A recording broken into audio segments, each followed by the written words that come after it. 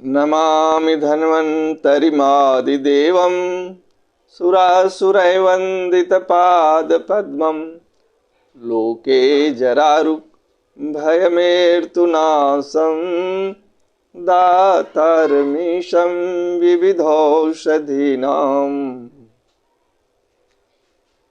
भगवान धन्वंतरि की परम अनुकंपा से हम लोग आहार विहार की श्रृंखला को आगे बढ़ा रहे हैं और आज इस विषय पर चर्चा होगी कि हम सो करके उठते हैं तो पहला संपर्क पृथ्वी से,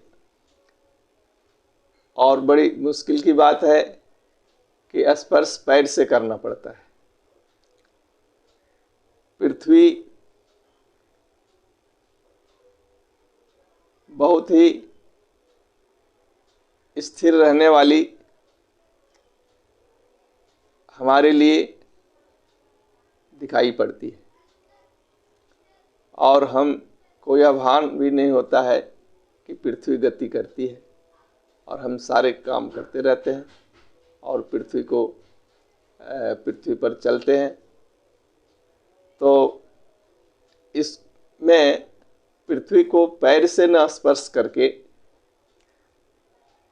हमारे पूर्वजों ने या धर्म को निर्णय करने वाले शास्त्रकारों ने बताए कि पृथ्वी को पैर से न स्पर्श करके पहले हाथ से स्पर्श करें और उन्हें प्रार्थना करें कि मैं पैर रखने जा रहा हूँ, आपके ऊपर पैर स्पर्श कर रहा हूँ। और इसके लिए उन्होंने पृथ्वी की महिमा का गुणगान किया और गुणगान करते हुए एक श्लोक इस ढंग से उल्लेख किया।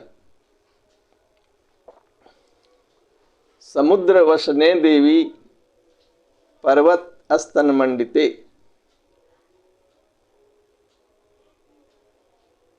विष्णु पत्नी नमस्तुभ्यं पादस्पर्श क्षमस्व। अब प्रश्न उठता है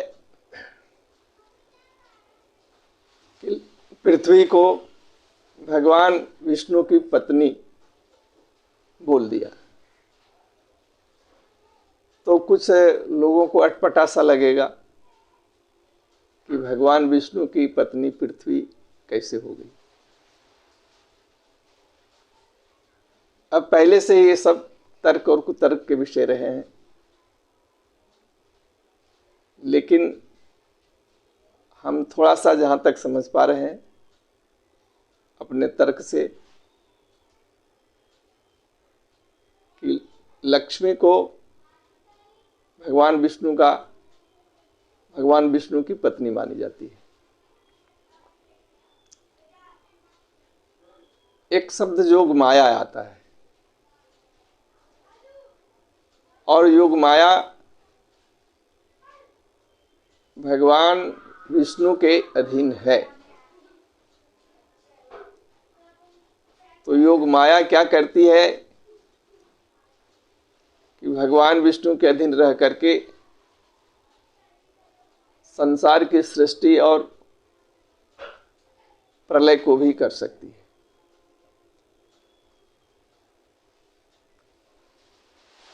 तो पृथ्वी बन जाना योग माया का, या किसी कालखंड को ग्रास कर जाना,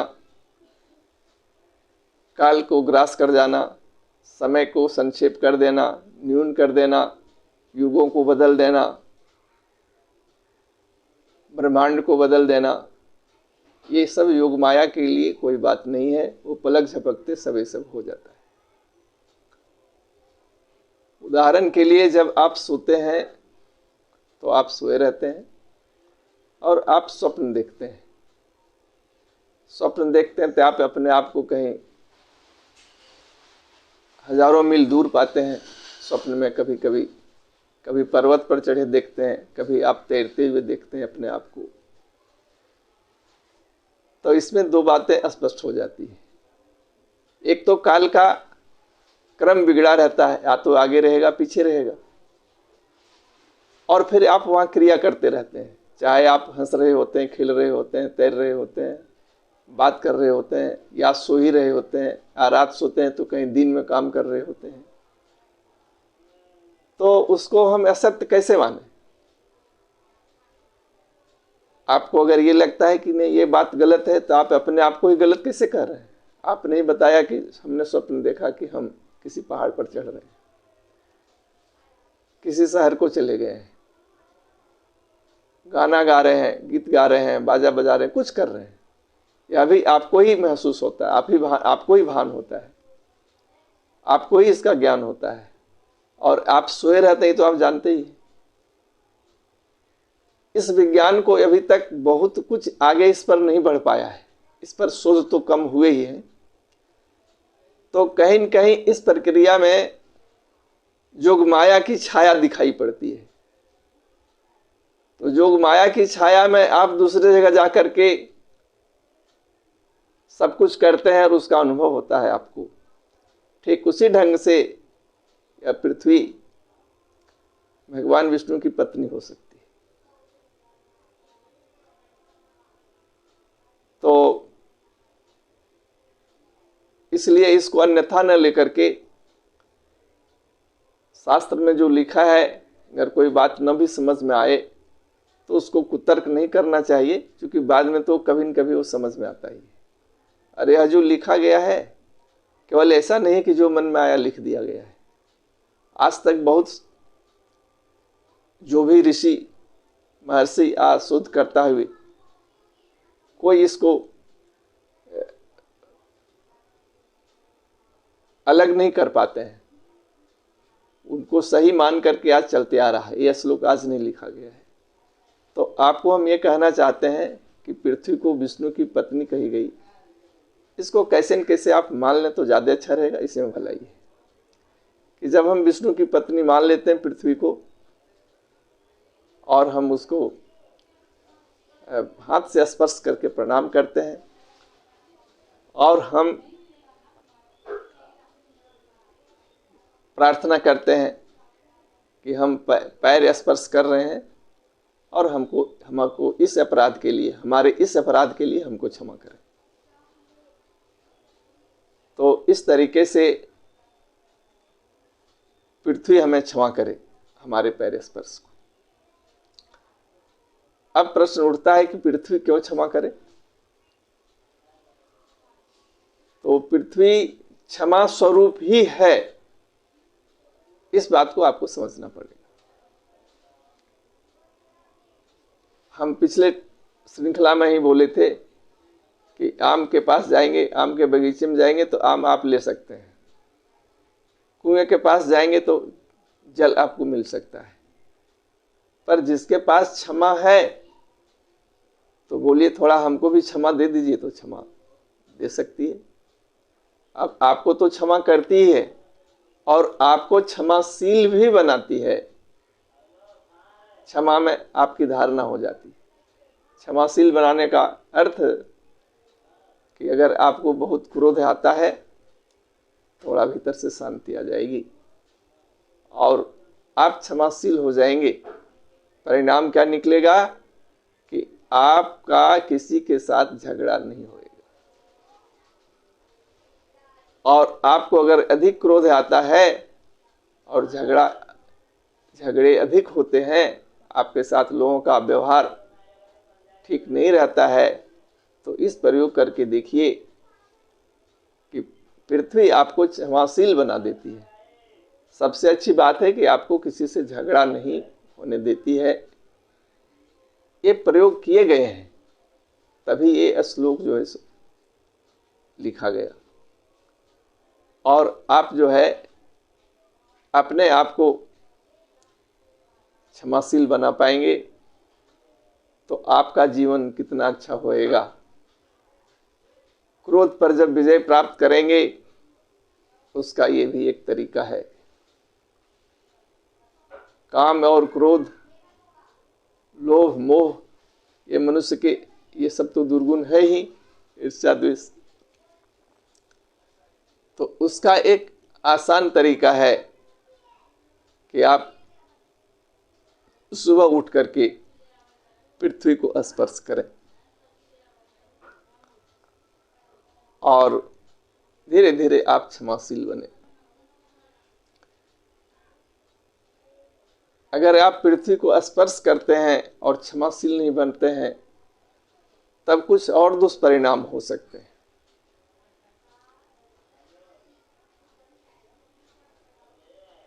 पृथ्वी के बारे में बताया गया, गो विप्रश्च वेदश्च सतीभिः सत्यवादिभिः अलुब्धय दानशीलश्च सप्तभिर धार्यते मयि। यह पृथ्वी इन 7 लोगों के द्वारा धारण की जाती है। अच्छा, अब विज्ञान के हिसाब से पृथ्वी तो घूम रही है अपनी दैनिक गति से और वार्षिक गति से। फिर ये हो गया कि भाई ये धारण ये करती है, तो आप भटक जाते हैं कि पृथ्वी घूम रही है और धारण जो है सो पृथ्वी को गाय करती है। अब बिल्कुल सामंजस्य ही नहीं बनता है कि गाय कैसे पृथ्वी को धारण करती है। पृथ्वी तो अपने हिसाब से घूमती है, भगवान विष्णु की पत्नी है, वो भी है, फिर भगवान चलाते हैं। ये सब बहुत तर्क के विषय हैं। अगर इस पर बहुत कुछ तर्क किए जाएं तो ये तो बहुत वितंडावाद हो जाएगा। कोई कुछ बोलेगा, कोई कुछ बोलेगा। पर हम इसको जितना न्यूनता के साथ, जितना संक्षेप में हम आपको समझा पाते हैं, वो आपको सुनाते हैं।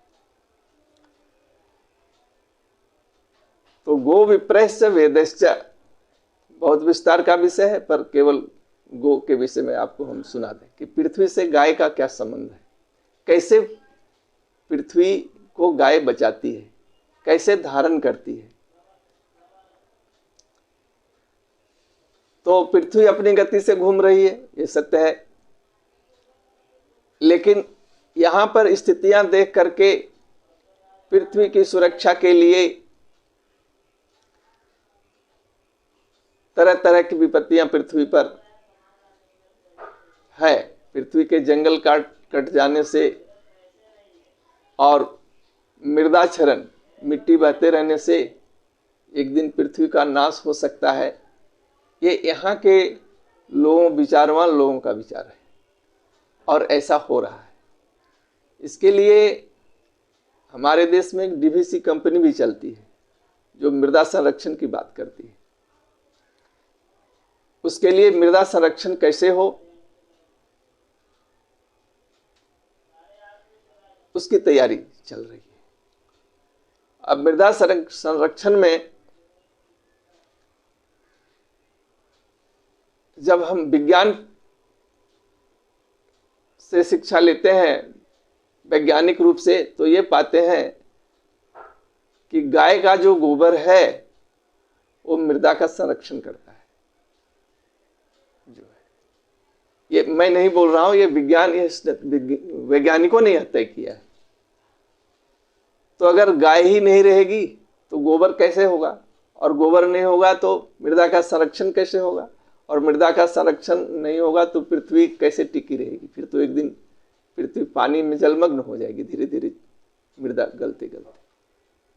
तो इस ढंग से गाय हमारी पृथ्वी को सुरक्षा दे रही है और पृथ्वी को धारण कर रही है। कैसे? गोबर के माध्यम से। जब सीमेंट वगैरह नहीं थे, कालक्रम में मिट्टी के घर जहां आज भी बनते हैं या बनते थे, तो गोबर से मिट्टी के ऊपर लेपने से 2-3 बार लिप दिया जाए उसको, तो पूरे बारिश में पानी का असर नहीं हो पाता है उस मिट्टी को। वो दीवार ज्यों का त्यों रहता है। पानी लगने के बाद भी जो है, बाहर से छींटे लगने पर भी दीवार नहीं गिरता है, सीमेंटेड जैसा दिखता है। ये इतना बड़ा संरक्षण जो है सो गोबर करता है। तो आप बताइए कि मृदा संरक्षण के लिए गाय व्यवहारिक रूप से उसका एक पक्ष जो है, उसका एक अंश के बारे में मैं चर्चा कर पाया हूं। तो गोबर कितना महत्वपूर्ण है और वो पृथ्वी को धारण करने में कितना सहयोग कर पा रहा है। तो इस तरीके से सब लोग अपने अपने तरीके से इस पृथ्वी की रक्षा कर रहे हैं, संरक्षण कर रहे हैं। उनके द्वारा पृथ्वी धारण की जा रही है। वो कौन है? गो, विप्र, वेद, गो विप्रश्च वेदश्च, सती भी, सती नारी और सत्यवादी पुरुष, और जो लोभी नहीं है, अलुब्धय, दानशीलश्च, और जो दान करने वाले लोग हैं, ये पृथ्वी को धारण कर रहे हैं। तो ये पृथ्वी को धारण कर रहे हैं और आप उठ करके सुबह लात मार रहे हैं। तो धारण जो कर रहा है उसके दिल पर क्या गुजरेगा? ये इतने लोग आपसे नाराज हो जाएंगे क्योंकि वो धारण करते हैं और आप केवल लात मारते हैं। तो इसलिए पृथ्वी को सुबह उठने के पहले, पैर से स्पर्श करने से पहले हाथ से स्पर्श करके इस श्लोक के साथ समुद्र वशने देवी कि हे देवी, ये समुद्र जो है आपका वस्त्र है। पर्वत स्तन मंडिते, पर्वत रूपी स्तनों से आप सुशोभित हैं। आप विष्णु पत्नी नमस्तुभ्यम, आप भगवान विष्णु की पत्नी स्वरूप हैं, पत्नी स्वरूपा हैं। पाद स्पर्श क्षमस्व, मेरे पैर के स्पर्श को आप क्षमा करें। ये पहले पृथ्वी को हाथ से स्पर्श करके आपको बोलना है, तब पैर उस पर रखें। इस ढंग से करने से अब ये तो हो गया कि ठीक है, इस ढंग से हम पृथ्वी पर पैर रखेंगे और उनसे क्षमा मांग करके, और जो उसका जो ये तो ठीक है कि ये हो गया। अब इस संसार में क्षमा करने वाले में माता के समान पृथ्वी ही है, और पृथ्वी को हम माता भी बोलते ही है। पृथ्वी माता और पृथ्वी देवता भी है। क्या क्या नहीं पृथ्वी देती है हमें। तो ऐसी पृथ्वी सब कुछ, जैसे माता अपने पुत्र का सब अपराध को क्षमा करते रहती है, वैसे ही पृथ्वी आपके सभी अपराधों के, कौन कौन सा अपराध है जो आप पृथ्वी पर नहीं करते हैं? हर एक प्रकार के अपराध को आप, सबसे ज्यादा अपराध पृथ्वी पर करते रहते हैं। तो इन अपराधों से आपको मुक्त भी करती है और आपको क्षमाशील भी बनाती है, अगर आप इसको देवता समझेंगे तब। नहीं तो ठीक है, जैसे सब जानवर जी ही रहे हैं और आप भी जी रहे हैं, ऐसा समझाने आएगी नहीं हम पृथ्वी हैं और तुम गलती करते हो। ऐसा कोई आपको बोलने वाला इस संसार में नहीं है, और आप ऐसा कर सकते हैं। अगर आपके पास थोड़ा भी विचार है तो आप सोचिए कि बस सुबह उठे, घूमने फिरने लगे, अपना मलमूत्र का त्याग करना, पृथ्वी को गंदगी फैलाना, गंदगी देना, पृथ्वी को कूड़ना। घर बनाते हैं तो पृथ्वी को आप खड़िए और उस पर घर बनाइए। खेती करते हैं तो जोतिए, तो लगता है कि पृथ्वी को कोई तकलीफ होता नहीं। तो पृथ्वी जो है देवता है, आपको पृथ्वी देते रहती है।